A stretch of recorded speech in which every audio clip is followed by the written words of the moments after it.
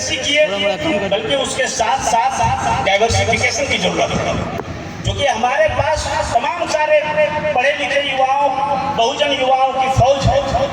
अगर उनके पास उनको आप पूछिए कि भाई आपके पास क्या काम है, क्या काम जानता है, तो कुछ नहीं, सिर्फ पढ़ने के अलावा कोई काम नहीं जानते हैं। इसका मतलब है कि बाबा साहब का जो शिक्षित बनो का जो नारा था, एजुकेट, वो काफी गहरे निहितार्थ थे, उसमें कई चीज थी। आपको शिक्षा में ऐड करना होगा, इसमें कला, साधना, खेल, संगीत को ऐड करना पड़ेगा, इसमें बिजनेस, व्यापार को जोड़ना पड़ेगा, इसमें आपको हमारी जो जीवन का उद्देश्य है उसको हम कैसे पूर्ति कर सकते हैं उसको जोड़ना पड़ेगा, इसमें उच्च शिक्षा को जोड़ना पड़ेगा, इसमें वैकल्पिक शिक्षा को जोड़ना पड़ेगा, व्यवसायिक शिक्षा को जोड़ना पड़ेगा। तभी ये बाबा साहब का जो मंत्र है शिक्षित बनो, वो असली मायनों में साकार होता है। दूसरी बात है संघर्ष। बहुत सारे लोगों ने इसको गलत अर्थ निकाला।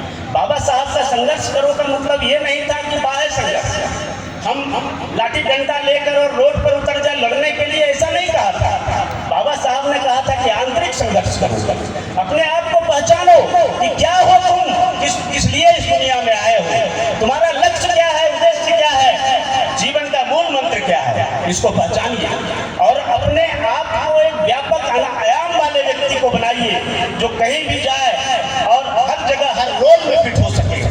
आप जो है अपने व्यक्तित्व को निखारने पर जोर दीजिए।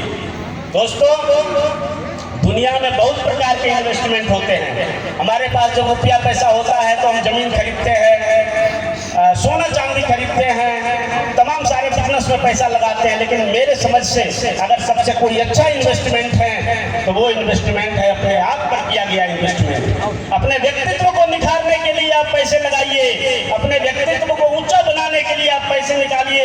दुनिया एक बाजार है, यहाँ हर कोई व्यापारी है, कोई माल बेच रहा है, कोई सामान बेच रहा है, कोई ज्ञान बेच रहा है, कोई अपनी झूठी बातों को परोस कर इस दुनिया में राज कर रहा है। तो आप ऐसे व्यक्तित्व को निकालिए ताकि आप जहां भी कहीं निकल जाए हर कोई हाथों हाथ। उसी प्रकार बाबा साहब का जो तीसरा मंत्र था संगठित हो, तो संगठित होने का मतलब था कि आप ऐसे नहीं कि आप किसी तरह से संगठन बना लिए और निजी स्वार्थ के लिए इसका उपयोग करने लगे, बल्कि ये स्वार्थ बहुजन, ये संगठन का जो उद्देश्य है वो बहुजन समाज के कल्याण के लिए होना चाहिए। और इस संगठन का यह भी उद्देश्य होना चाहिए कि कैसे हमारा सामाजिक परिवर्तन हो, कैसे हमारा सामाजिक रूपांतरण हो। सामाजिक परिवर्तन और सामाजिक रूपांतरण ये दोनों ही बहुत जरूरी है। कैसे हमारा समाज का उत्थान हो और हमारे समाज के जो युवा हैं उनको कैसे हम विभिन्न जगहों पर पदस्थापित करेंगे। हर कोई पढ़ रहा है, क्यों पढ़ रहा है किसी को पता ही नहीं है।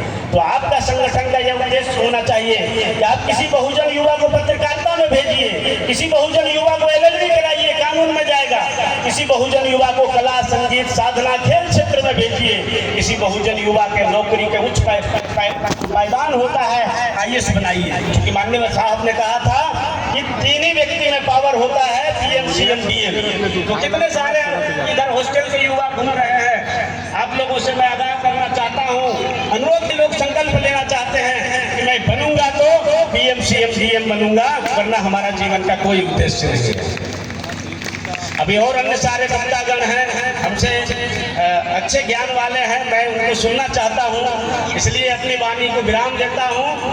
सभी को सादर नमन। जय भीम, जय भारत, जय संविधान।